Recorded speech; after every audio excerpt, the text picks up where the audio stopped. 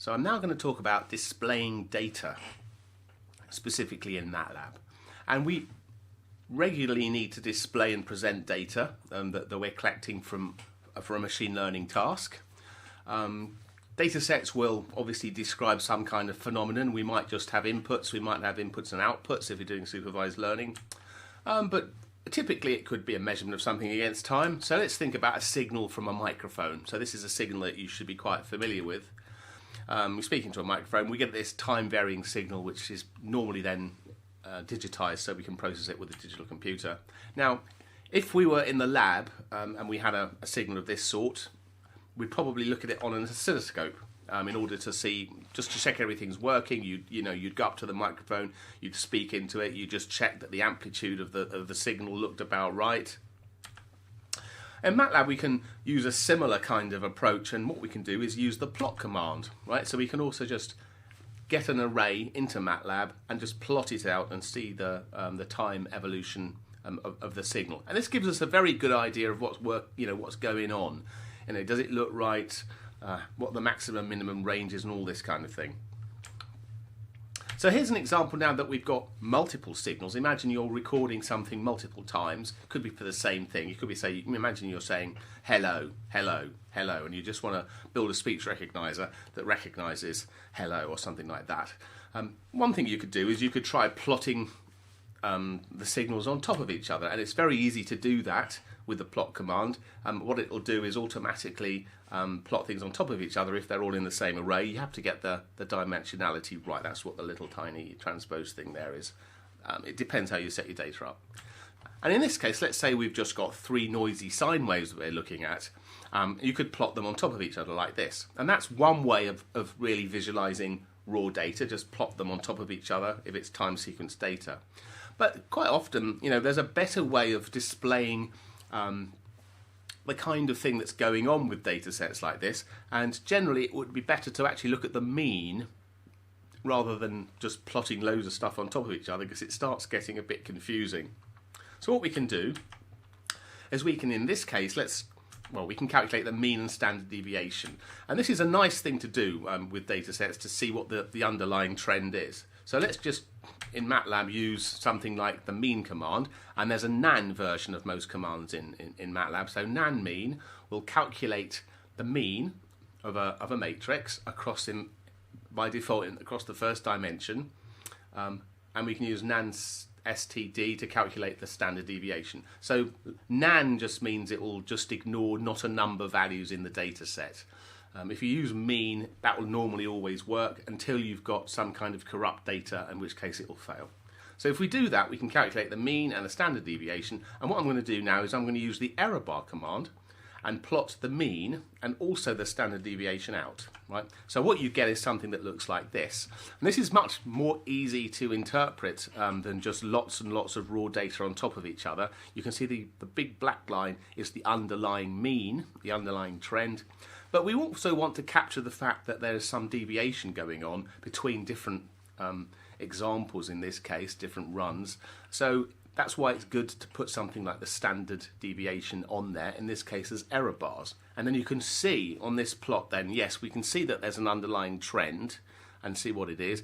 But we can also say, yes, we can also see the fact that there's also some variation between different runs of this particular algorithm. Okay, so it's a nice way of displaying things.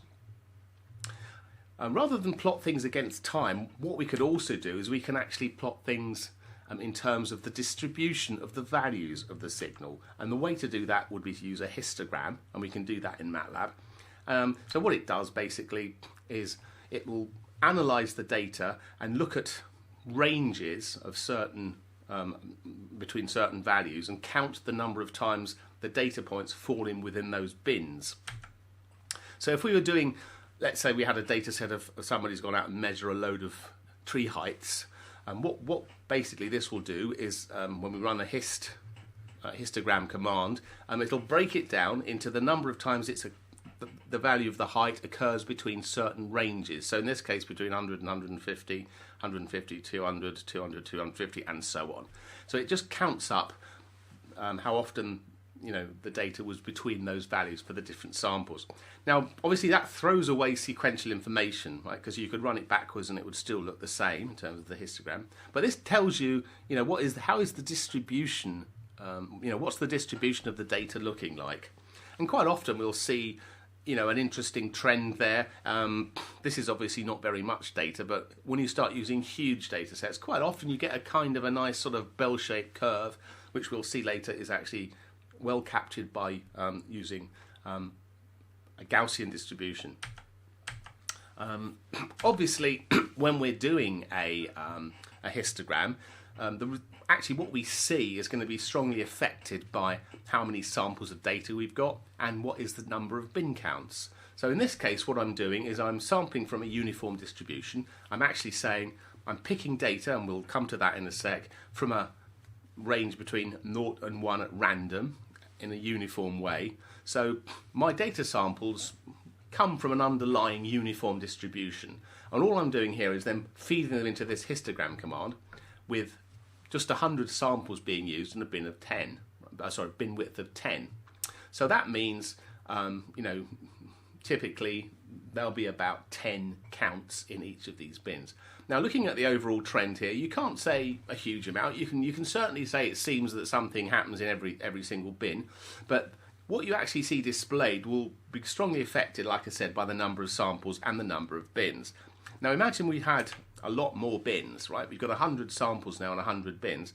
Well, the chances are there's some bins that will never get filled at all, and just because of probability, some of them will get several times filled. So you can't really say much about the data just with that little amount of data and that large number of bins just looking at this.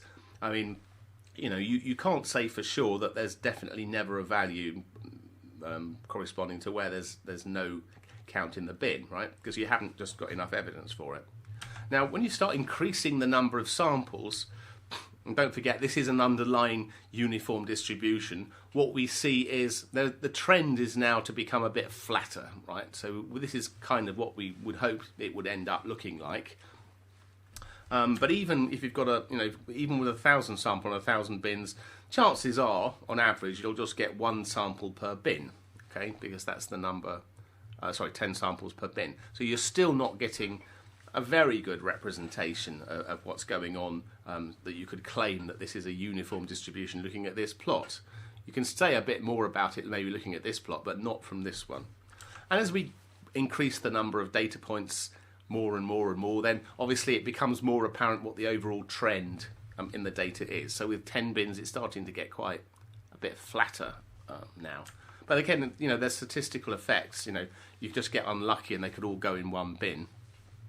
And even with 10,000 samples and 100 bins, you see, okay, this is a little bit rough at the top, but you can see the overall trend now is to something which looks like it could be from a uniform distribution.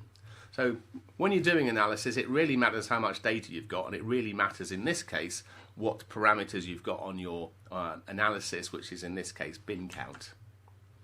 Another way of plotting data is to plot one variable against another. So this is for multi-dimensional data. We're going to use a lot of two-dimensional data on this course simply because you can plot it easily.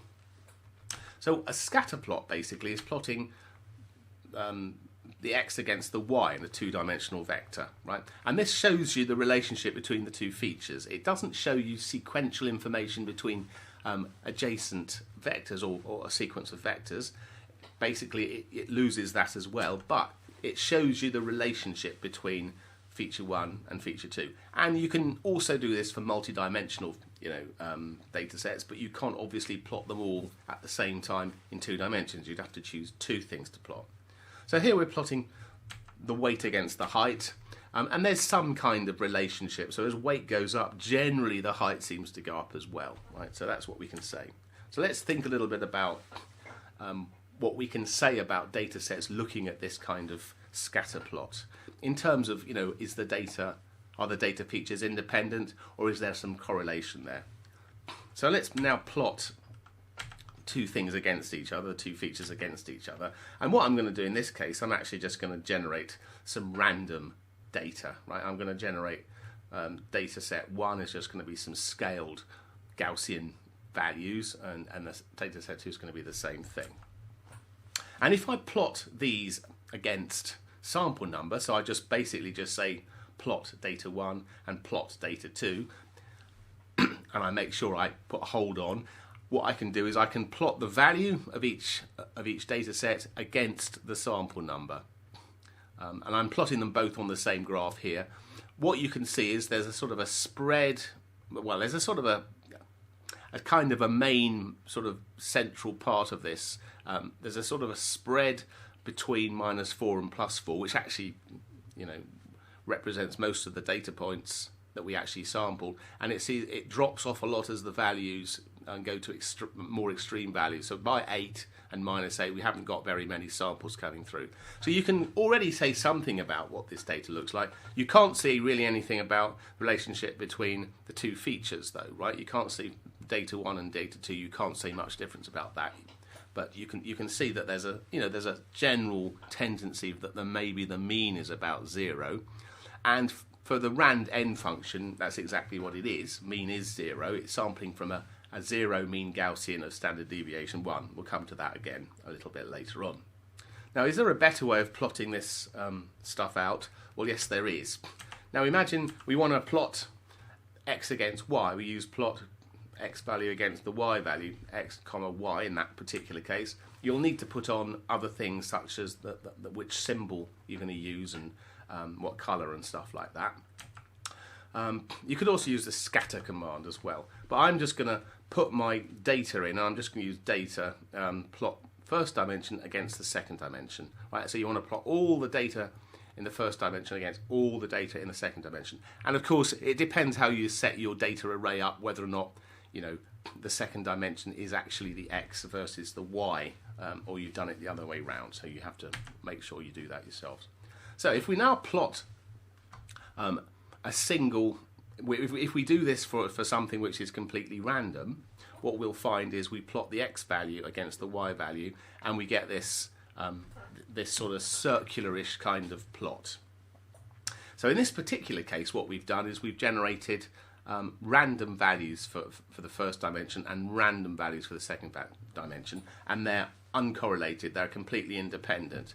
Now, when that happens, what we see is, provided you've got the same scaling on the graphs, and you need to do that, and I recommend you always do that on these things, what we see is there's this nice circular relationship, and what this is indicating is there's no underlying trend between what happens to y and what happens to x. So given the x value, we can't say anything about the y value, and consequently we get this nice spherical, if you like, ball of points.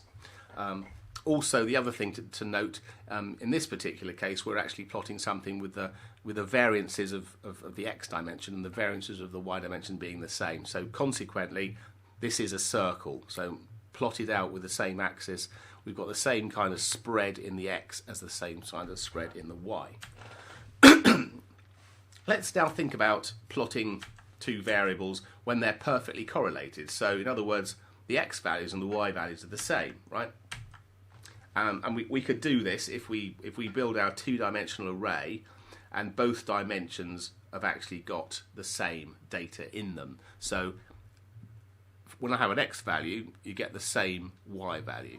And the consequence of this, right? The consequence of this is everything lines up on a diagonal line, which it goes off at 45 degrees. Again, provided you have both axes plotted on the same scales. So the x value and the y value are the same. So all the data points in this case, feature 1 and feature 2, are going to line up on a straight line. So this is telling you, if you plot data for two features like this, and they're on a line, you can say, well, they're actually completely correlated in this case. So in fact, what it means is one of the dimensions is redundant because you're just getting the same thing again. Now, what happens if we do a similar kind of thing with the correlation version, but this time we actually scale, let's say, the y value to be twice the x value? Well, we still get them on a line, right? Because the y is now twice the x value. We still get them all lined up, but the only difference is that the slope is now different. So we've got a gradient of 2 now rather than a gradient of 1. but still correlated.